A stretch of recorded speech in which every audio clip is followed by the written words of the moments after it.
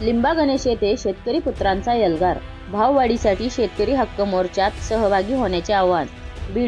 बीड तालुक्यातील लिंबा गणेश येथील छत्रपती शिवाजी महाराज चौकात आज दिनांक 18 गुरुवार रोजी आयोजित करण्यात आलेल्या शेतकरी हक्क मोर्चाच्या पार्श्वभूमीवर शेतकरी पुत्रांची बैठक संपन्न झाली.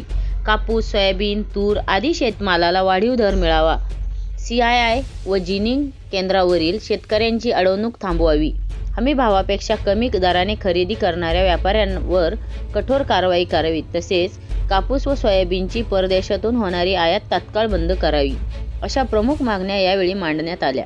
दिनांक 25 डिसेंबर रोजी जिल्हाधिकारी कार्यालयावर काढण्यात येणाऱ्या भव्य शेतकरी हक्क मोर्चामध्ये शेतकरी पुत्र, शेतकरी मित्र तसेच शेतकऱ्यांप्रती संवेदनशील सर्वसामान्य नागरिकांनी मोठ्या संख्येने सहभागी व्हावे, असे आवाहन यावेळी करण्यात आले.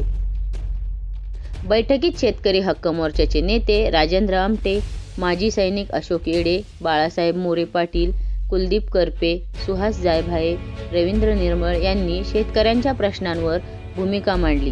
कार्यक्रमास राजेभाऊ गिरे, रवींद्र निर्मळ, शंकर वाणी, अशोक जाधव, दामोदर थोरात, बाळकृष्ण थोरात, चिंतामण ढास, औदुंबर नाईकवाडे, सूरज कदम, संजय पावले, विनू वाणी, राजेंद्र वायभट, दत्ता झोडगे, शिवाजी घरत, तुळशीराम वनवे, मनोहर वाणी, विठ्ठल कदम, सय्यद सलीम, सुनील भोसले, पत्रकार हरिओम क्षीरसागर यांच्यासह अनेक ग्रामस्थ उपस्थित होते.